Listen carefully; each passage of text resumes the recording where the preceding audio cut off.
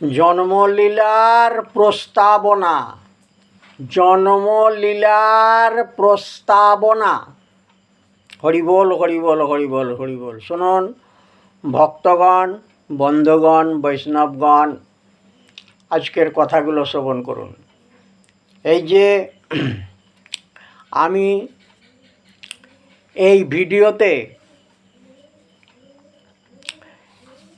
এই ধরুন রাসলীলা, তারপরে স্বপ্নলীলা, নিদ্রাভঙ্গের লীলা, সেসব তো হলো, হয়ে যে সেগুলো শেষ হয়ে গেল। এইবার আবার ধরুন নতুন করে আবার ভিডিও কিছু তৈরি করে দেয়া হচ্ছে ভক্তদের জন্যে। তাহলে নতুন কথা এখন কিভাবে আবার শুরু করা হবে? ধরুন ভগবানের জন্মলীলা থেকে এরপর পর আবার শুরু করে যাব। তা এখন এই জন্মলীলার প্রস্তাবনাটা যে বলছি সেটা আপনারা শ্রবণ করুন। ভগবানের জন্ম, মৃত্যু, জরা, ব্যাধি এসব কিছু আছে কি? এটা আগে পূর্বে জানতে হবে আমাদের। ভগবানের তো জন্ম নাই, ভগবানের তো মৃত্যু নাই, ভগবানের তো জরা নাই, ভগবানের তো ব্যাধি নাই, নাকি? আমরা যেটা জানি, ভগবান গীতার 4th অধ্যায়ের 6 নম্বর শ্লোকেতে বললেন, অজপি সন্নবয় আত্মা ভূতানাম ঈশ্বরপি সন প্রকৃতিং সাম অধিষ্ঠায় সম্ভবামি আত্মমায়য়া। আমি জন্মরহিত, আমি অবিনশ্বর, অব্যয়, অক্ষয়, অথচ ভগবানের জন্মটা কি করে হচ্ছে? দেখুন, ভগবানের জন্মটা এই সাধারণ জীবের যে প্রক্রিয়াতে হয়, যেভাবে হয়ে থাকে, ভগবানের জন্মটা ওই রকমভাবে তো হয় না। ভগবান বলছেন যে আমি আমার আত্মমায়ার দ্বারা আমি নিজেকে সৃজন করি। আত্মমায়া মানে আত্মমায়াটা কি? আত্মমায়াটা যে আমি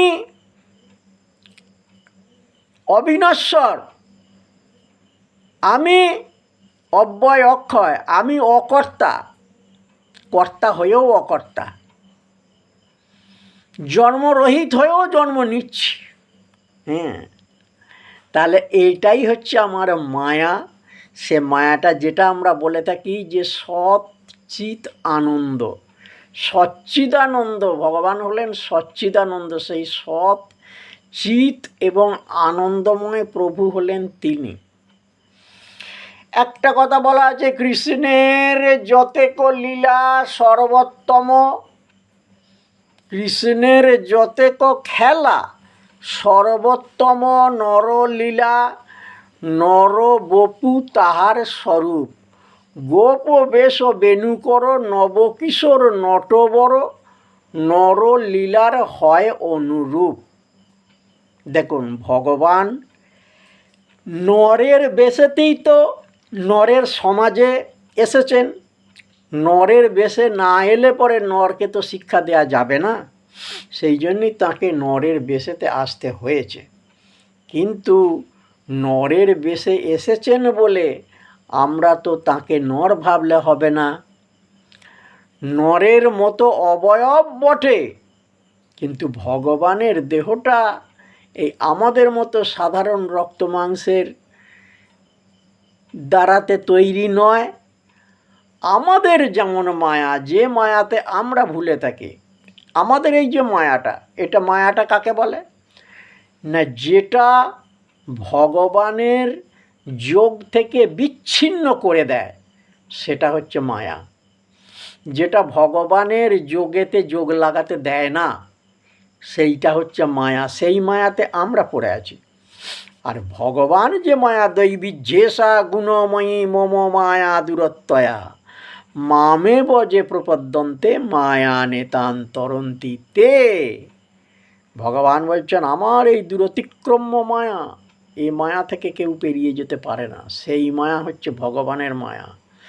সেই মায়াটা হচ্ছে যে সৎ, চিৎ এবং আনন্দরূপী ভগবান, এবং এই 3 প্রকারের দিয়ে তার শরীর হচ্ছে গঠিত, সৎ, চিৎ এবং আনন্দ।